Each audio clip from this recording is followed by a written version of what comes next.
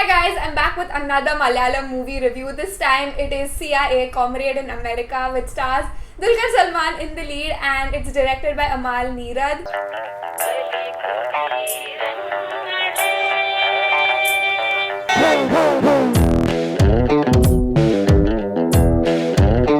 First things first, let's start where the movie actually begins, where all of these conversations are taking place. There's conversation in the church, there are people protesting outside, and there's the police, so there's conversation happening there, and all of these small things are happening, and it's like a whole build-up to the final entry of Dulquer Salmaan with all the cool music and slow-mos happening. So I definitely thought it was a very intriguing and good build-up to that final scene, and also it's a very good setup for introducing all the characters because of these conversations and then the entry of Dulquer Salmaan, and then after that also a little bit you get to know the whole setup of the story and of the town that you're watching. So there is Cora, and then there's Matthew, who works really close with Cora, and they are from the Kerala Congress, and then there is Matthew's son Ajji is in opposition of the Kerala Congress, so he's communist. So you get to know this really interesting and intriguing dynamic right off the bat.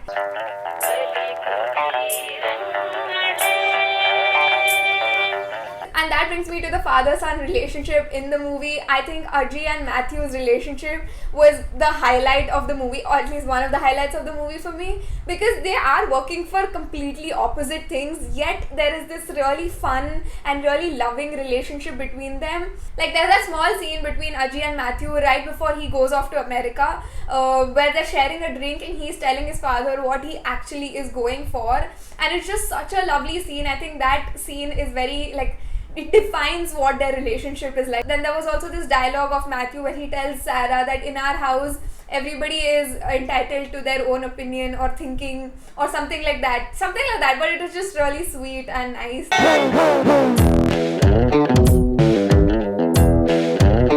Talking about relationships, the second highlight of the movie for me was the friendship that was shown between Ajji and Soubin's character Jobon and the guy who was playing Hari. I thought all of them did a great job, and it was just that kind of friendship when you watch on screen, which is like, I want that kind of friendship.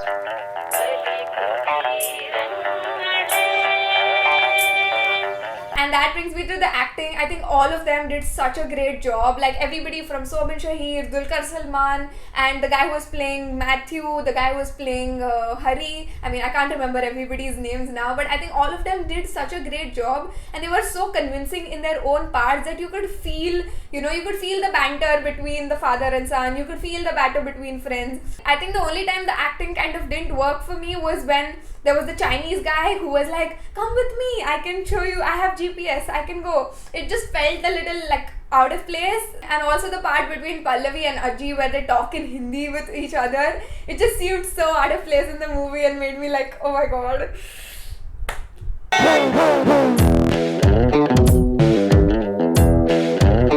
Going back to the first half of the movie, there's a song between Ajji and Sarah's character where you can kind of see the progression of them falling for each other. I thought that was great because one, there were amazing locations. The cinematography throughout the movie was just amazing, and also for that particular song, I thought the editing was very interesting because they were cutting to the beats of the song.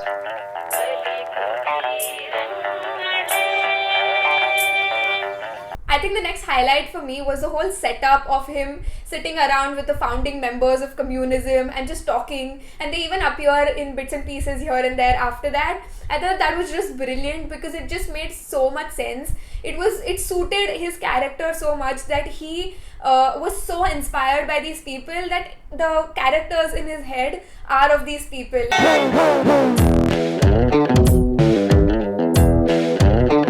That, along with the small details in the film, actually elevated the movie a lot. Like for example, there's this introduction of Cora where he's inside the bathroom and there's a shirt hanging outside, and he asks Matthew to pass him that shirt. And after that, when they're having lunch, Matthew and Ajji are having lunch, and after that they're having a conversation, and Matthew asks Ajji, he's like, "Who are you trying to defeat?" And Ajji's like, "Those who pretend to be Gandhians wearing tailor-made linen shirts costing rupees 4,000 per meter."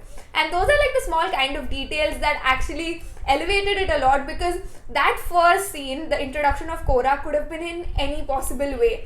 he could have had the shirt inside the bathroom. It would have not even been in the bathroom, it could have been somewhere else. But there's a reason why the first scene was a particular way, so that the dialogue of Aji later made sense. Another small detail like this is before the fight scene where he says, this is a watch that my father gave to me. And again, it's a very small thing, but it says something about we are working for completely different things and we are in opposition, but yet there is this love which is different from our work.